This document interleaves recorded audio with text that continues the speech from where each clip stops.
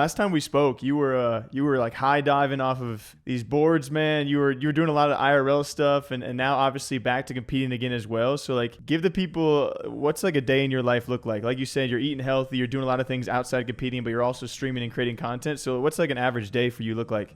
Okay, well, if my sleep schedule is good, which this is the thing I'm struggling with the most, like my sleep schedule. But if my sleep schedule is good, then like I'll go get food. Like I'll wake up, I'll go get food.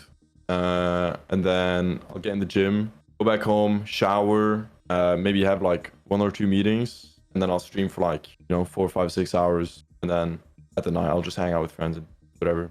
Heck yeah. And like you were saying earlier too, you've gotten a bit healthier, more of a routine. How does that differ from when you were first coming up years ago? Was it a bit more degen schedule? Bro, it was full on degen. Like I was just playing Fortnite 14 hours a day and then sleeping, and then playing Fortnite 14 hours a day and then sleeping, and then repeat. And then even when I had school, I would play Fortnite, and then I'd go to school, and then I'd be like half awake in school, and then I'd go home, sleep, and then get on again and play Fortnite. It was full degen. It was not healthy. There was no social life, but now I'm way more happy, like sorting things out a bit for myself. Yeah, for sure. And it seems like that. Well, we're obviously here for the AT&T Annihilator Cup. We're heading into week 4. And obviously been watching your Fortnite journey for a while. You're back to competing, doing that, duoing with doing with Mongraal. And I'm sure that's been fun and also really stressful. How does that compare to having the chance then to play in like a tournament like this where it's, you're a pro player in Fortnite. Fortnite's one of the games. Is it a bit more relaxing for you? Are you still nervous for it? What's it like? It's definitely a lot more relaxing because, people don't actually expect me to do good. So it's like if people are talking shit, then, I don't really care.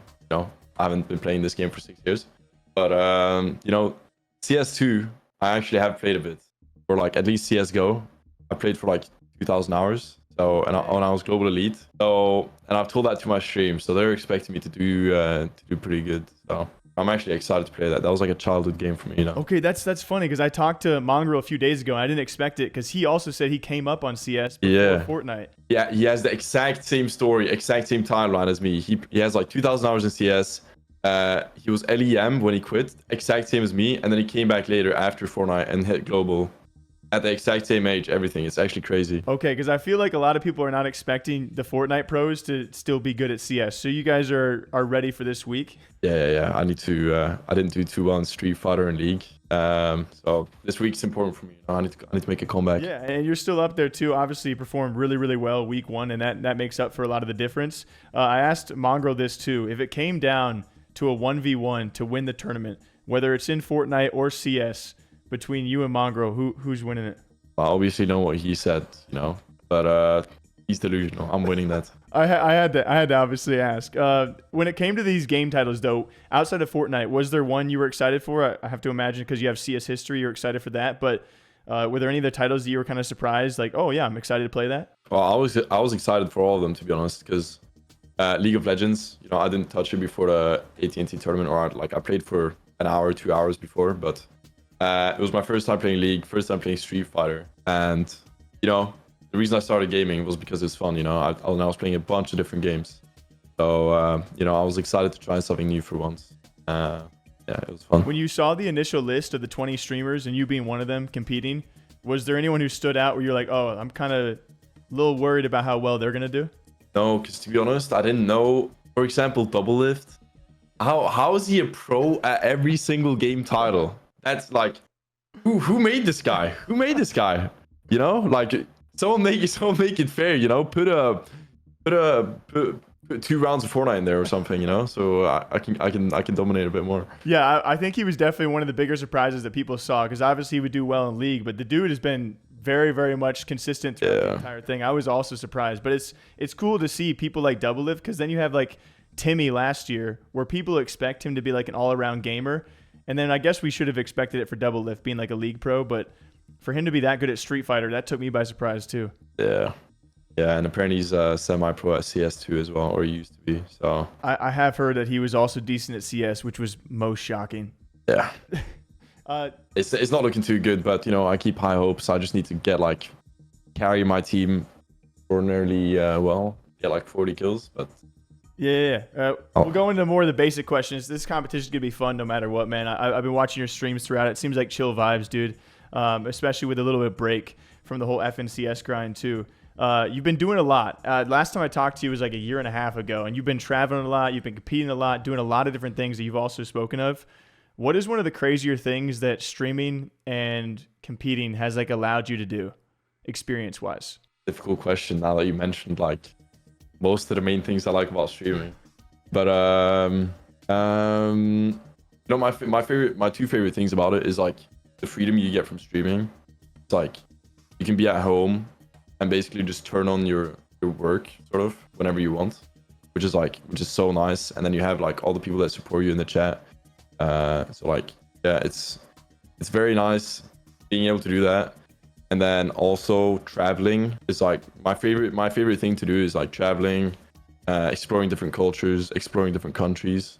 And, you know, you get a lot of opportunities from like content creation and being a professional esport player to do that. So yeah, those two things are like my main favorite things. Yeah, it makes a lot of sense. Freedom and travel, and you definitely have had some good exposure of that, especially at such a young age.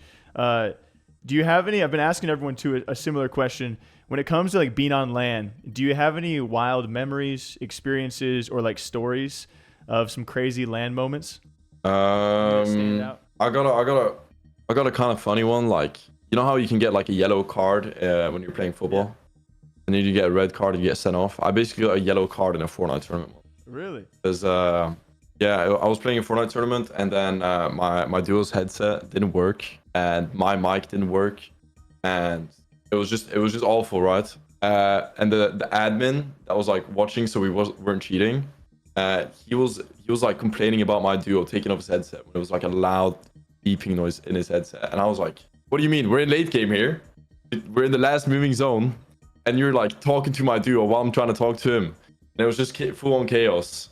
So I got so pissed at him. And then I punched my chair or something. And then he just went up to me like, "Yeah, bro, you know, my team just contacted me and they told me you can't keep doing that stuff. So you get a warning." I was like, "Bro, did I just get a yellow card in a Fortnite tournament? Like, really, bro? How is this even possible?" That's a great one. That's a great one. Closing questions for you. You've been competing for a long freaking time. For anyone who doesn't know, how long you been competing now? Ooh, I think it's like 6.5 years since I've been playing Fortnite since it came out, and I started competing around like a year and a half after it came out. So do you ever have an interest in going after pro level competition if a different game were to come out aside from Fortnite? Well, I mean, I think if a different game that I enjoy as much as Fortnite comes out, then, you know, sure, I'm open. You know, it's kind of hard to top like the prime Fortnite days. I think everyone can. Yeah. So yeah, we'll see. Yeah, Mongraal had like the same exact answer. He was like, if I like it enough, I'm always down. It would also be a crazy arc. You imagine like you and Mongraal, or you or whoever teaming up in a different game like 3-4 years from now. It'd be fun to see. Crazy. That would be crazy. Last one for you. It's been widely talked about because I think Fortnite players just get like this weirdly bad rap because you guys are just so young, or at least you were young, 4 or 5 years when it was peaking. But a lot of you guys have proven like how good of gamers you truly are, not just in Fortnite, but outside of it as well. Like a story like Benji Fishy obviously gets tossed around, like his success in Fortnite and then in Valorant too.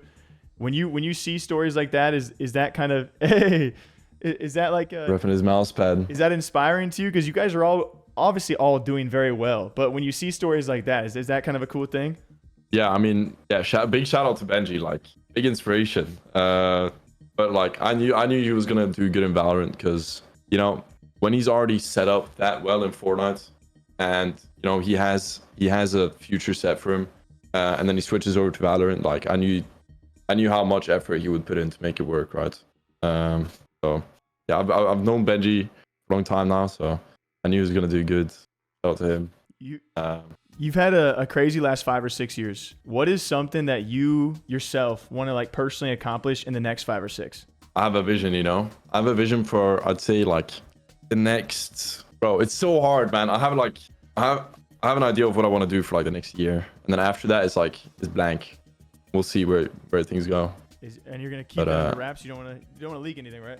Nah, I don't want to leak. I don't want to leak too much.